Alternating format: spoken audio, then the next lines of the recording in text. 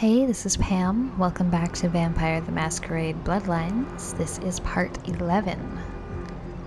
So, last time I mentioned that we would be going to Hollywood this episode, which wasn't entirely true. I realized that we need to go to the Malkavian primogen's mansion first, which is in the Hollywood Hills, so close enough, I guess? You? What are you doing here? Wandering the mystical maze of my mind. No?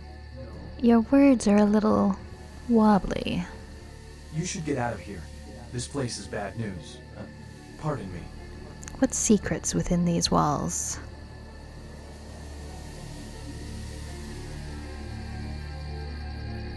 Right, let's head on in and see my people.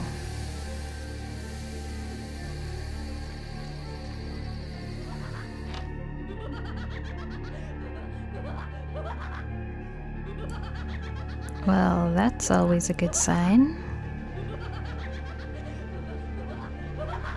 Hello? Okay.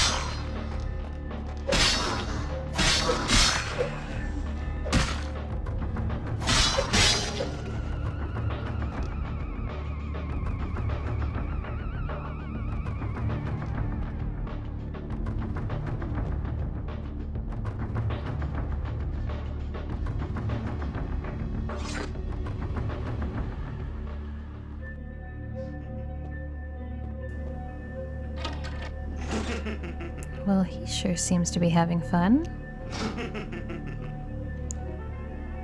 I wish I was this easily amused.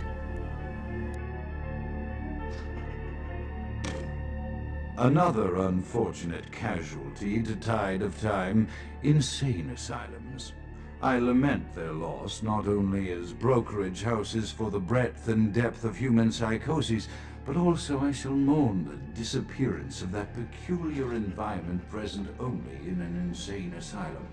That palpable atmosphere of blistered brains and churning bowels, the odoriferous melange of freely flowing bodily humors, that gently rolling cacophony of distant sobs and screams, the muttered cursing at perceived enemies, and the blissful gurgling of the lobotomized, like a newborn baby discovering the sky. I shall still find test subjects as surely as I find bloody sustenance in the night, but this climate, I fear, may never be replicated. Perception at once shapes the mind and rules over time. Time, however, erodes human perception and then in turn warps the mind. The mind is capricious, having various effects on perception, time, and the mind itself. With harmony, progress is made.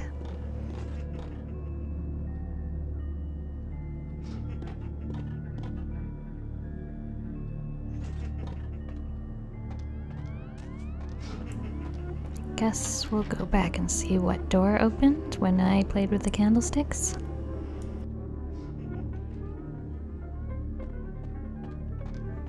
This is definitely some of the creepier music in the game.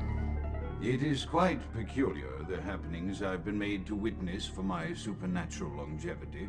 I am thinking of one unfortunate phenomenon in particular, of unique interest to my station, both as a professional and as a sufferer of this vampiric condition. It seems the stream of time has begun to erode the moorings of my chosen course of study, for the methodologies that gave birth to psychology are slowly disappearing. I find myself in an era that overlooks the physical component of psychological pathology time and again in favor of the sophistic practices of Freud. Phrenology, dactopintilism, and the rest of the old guard has fallen by the wayside, its champions all silenced in death, with my unique exception. Would that I could make my voice heard again, although it may be suspicious should I return to popular medical discourse 50 years after my apparent death. No, better that I continue my studies into the psychoses and see. One day, may I hold up my own cure as validation of the methods. I am confident no cure for my condition, or that of my beloved wife, lies within our figurative minds, waiting to be unlocked by the correct combination of memories recovered from our childhoods.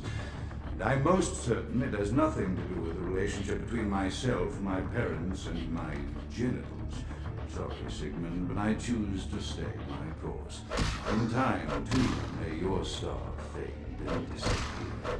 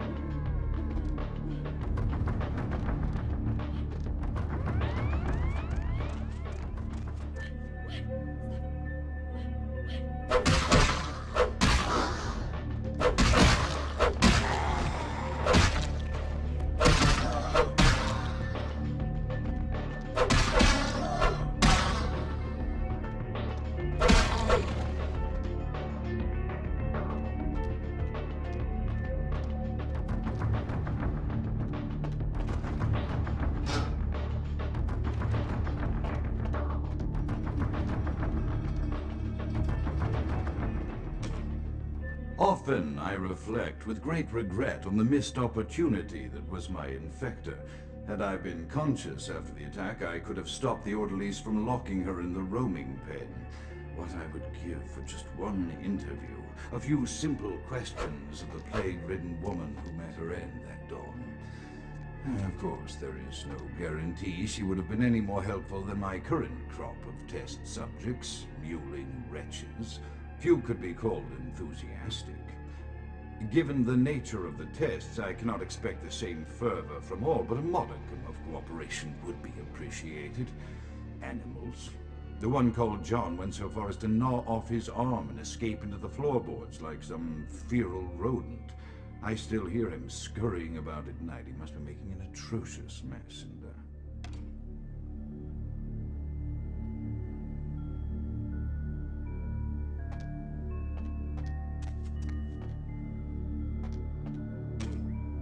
my studies proceed at a languid pace. I'm mired in a foul ennui as my wife's illness advances.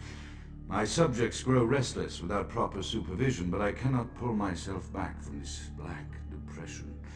How many nights I've wasted now, gazing from the tower walk, pondering the frailty of existence.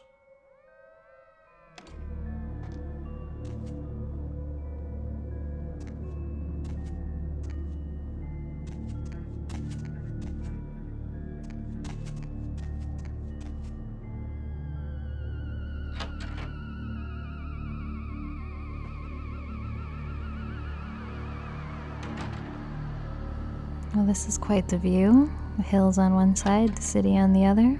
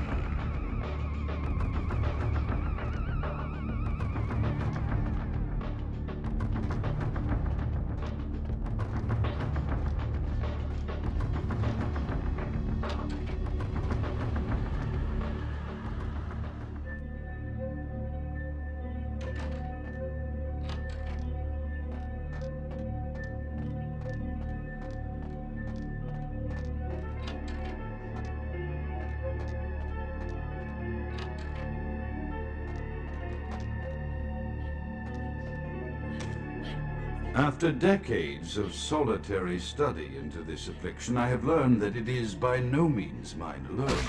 Indeed, the city is home to an entire society of similarly afflicted individuals with whom I've only recently made contact.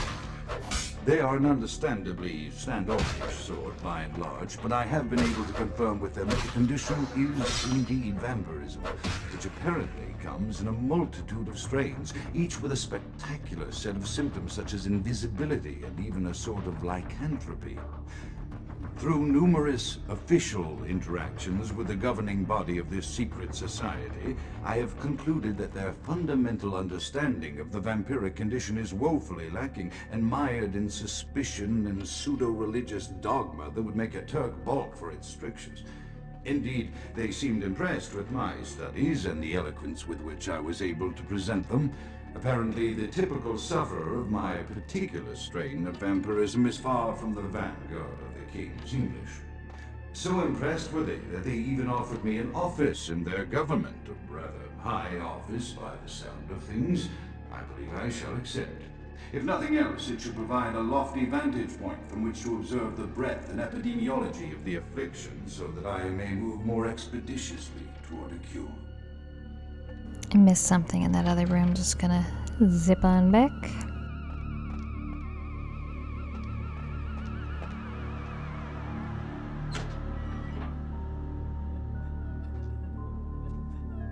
Also, we saw those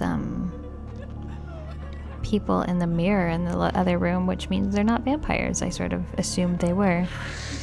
So I can feed on them and use my powers on them, and that will make things much easier.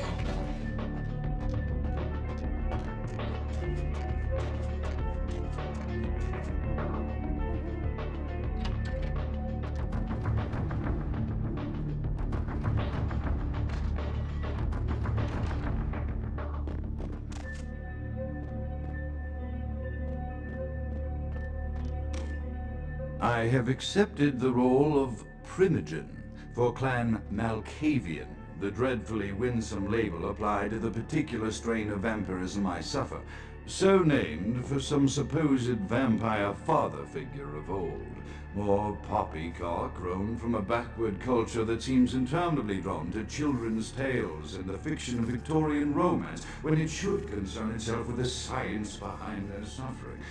No matter. For I have taken this office for no greater reason than to advance my research. I must make mention, however, that even among my would-be peers in this governing body of vampires, the level of paranoia and superstition is frightening.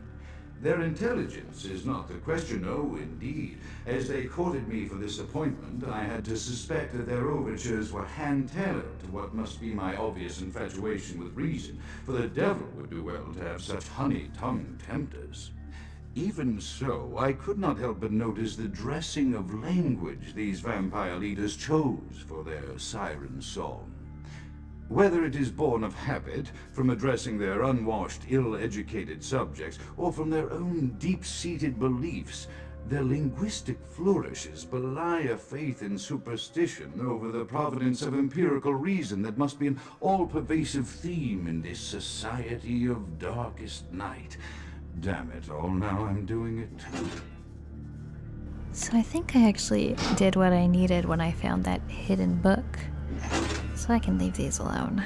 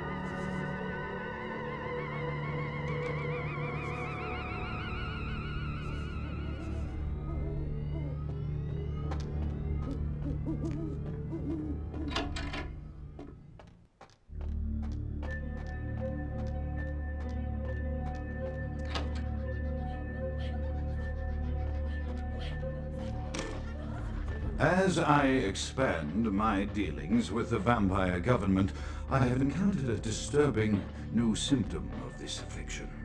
Frequently, in conversation, I will hear voices emanating from other vampires, voices that are not their own, but which seem to have insight into their lives beyond what I could gather from simple conversation.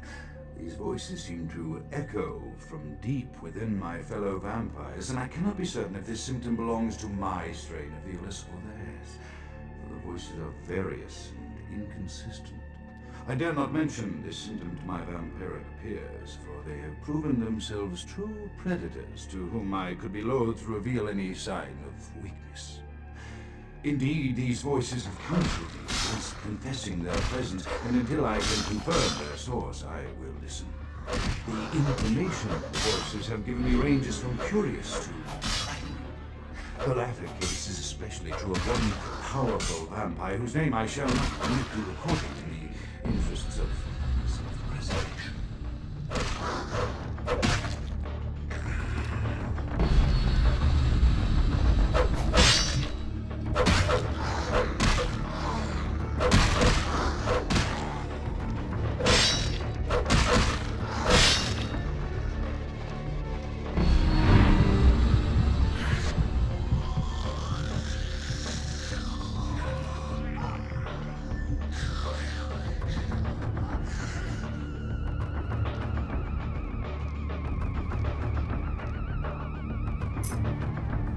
All that fighting for a key to a door I already opened.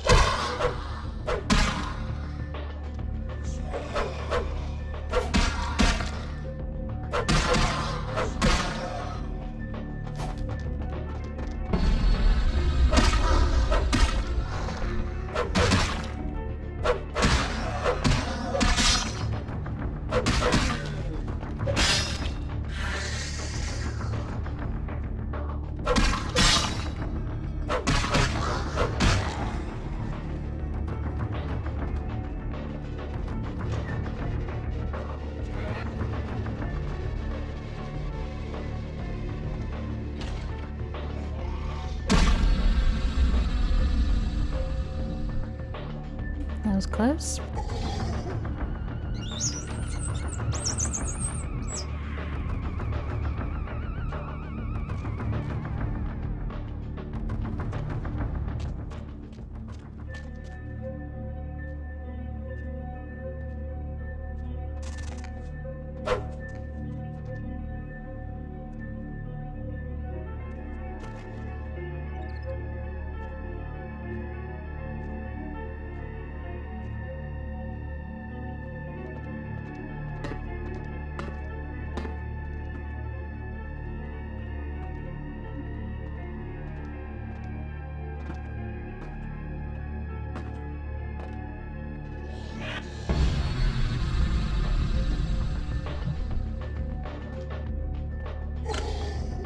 The voices have increased in frequency and direction of late.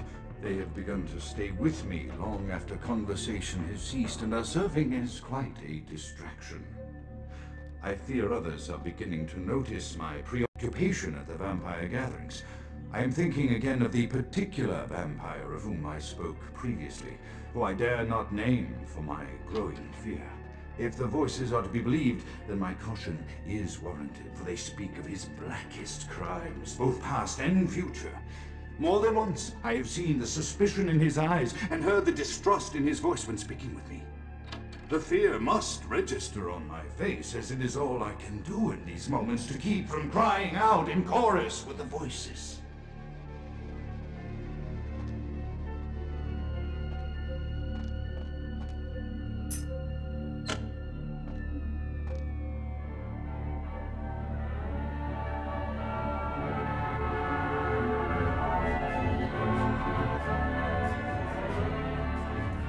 I think she wants to dance with me.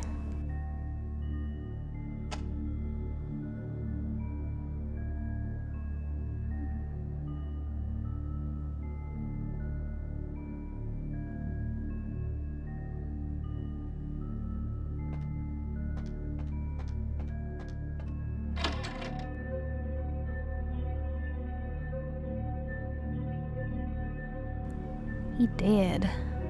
Looks like someone staked him. I wonder who it was.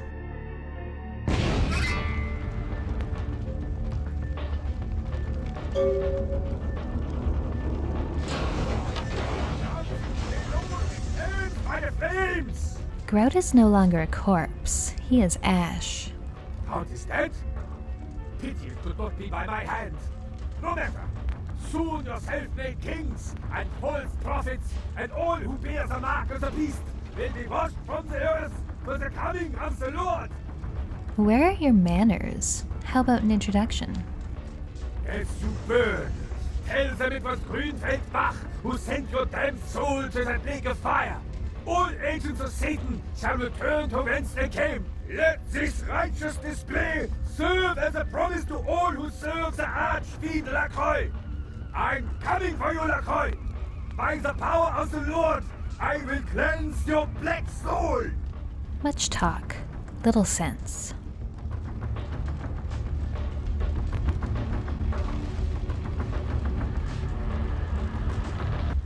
Stop right there.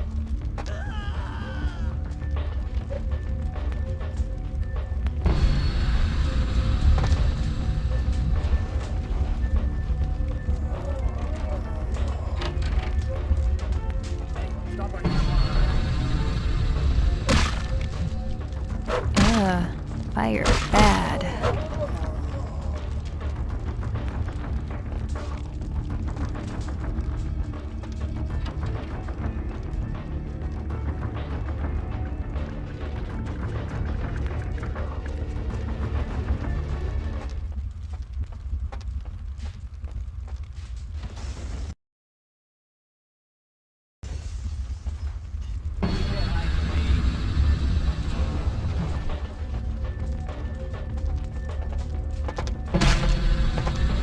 Oh shit, I didn't even see that guy behind me.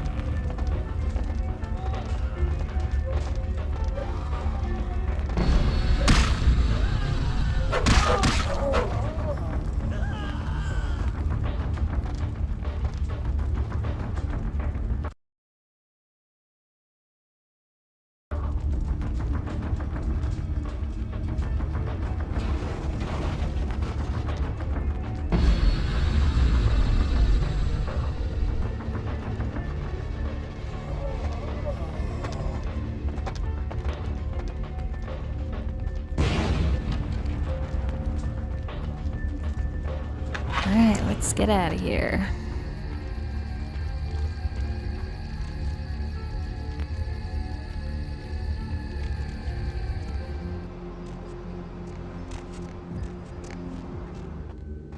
Evening there. Something burning? Ooh, smells like someone burnt the burgers. My nose knows no such thing. Send me to LaCroix. Sure, I'll open her up for you. Jeez, I could go for one of them double spaced burgers with the onions and the cheese and some bacon and the guacamole.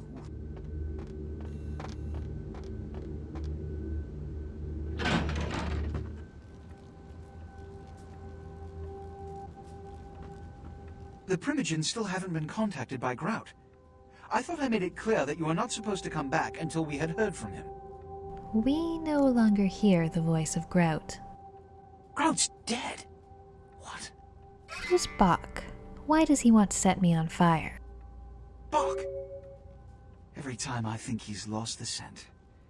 So, Bach killed Grout to draw me out. Grout was not hunted. He was disposed of. Bach is a hunter. They stalk and kill our kind to appease their god. But like many mortals, their so-called faith is nothing but a conduit through which they quench their killing urge. Who else would have killed Grout? Grout minus Bach equals 9s. He was the sum I saw first. Look at me. Are you sure it was Nines Rodriguez? Because if it was, the consequences... Do you know where this might lead? Do you really have any idea? This one does not know, but he knows something was not 9s. It means, under most circumstances, I would call a blood hunt on the murderer immediately. However, the anarchs of this city may interpret such an action to be a declaration of war. I do not want a war with them. This decision will take some time. I need to confer with the primogen on this. In the meantime, I've come to a decision on the Ankaran sarcophagus, and I believe that for the safety of the inhabitants of this city, we need to place the sarcophagus under Camarilla protection until its contents can be confirmed. This also is very important, so I need to call upon your skill once more. The Ankaran sarcophagus was quietly delivered to the Museum of Natural History a few hours ago. I would like you to bring it back here for safekeeping. Dog's fetch. Let me finish. The manifest from the Dane shows there was a small box from the same dig on board, but it was listed as missing. Keep an eye open for it. It may have been overlooked. It's crucial we get the sarcophagus in our possession within the next few hours. My hands are dirty. Let me wipe them on new bills. Here, I'm feeling charitable. So, what do I do now? Here are the keys to the front door of the museum. The sarcophagus should be in an examination room of some sort. There's a small security staff on site, but I don't want a massacre. Mortals are just as easy to deceive as they are to kill. Bury the keys, for I will fly to the roof. But first, my mind wonders something. One or two, but that's all. Who is the spider in the web between you and Bach? My history with that family dates back to Bach's grandfather, who pursued me into Africa, where I killed him. Bach's father tracked me to London to meet his death. And now Bach and the Society of Leopold have followed me across America. They never learn. Why would one hunt blood? A blood hunt is a death sentence. When one commits a high crime against our society, a blood hunt may be called. It is then the responsibility of the city's kindred to bring the offender final death. I will take the field trip to the museum now. There is a degree of immediacy attached to this task. Work fast. And, as on the Dane, you are not to open the Ankaran sarcophagus for any reason. Excuse me. Done as good. Alright, I think that brings this episode to a close. Next time, we will go check out the museum and find out more about the Ankaran sarcophagus, and then, hopefully, we can finally head to Hollywood. Thanks for watching, and I'll see you next time.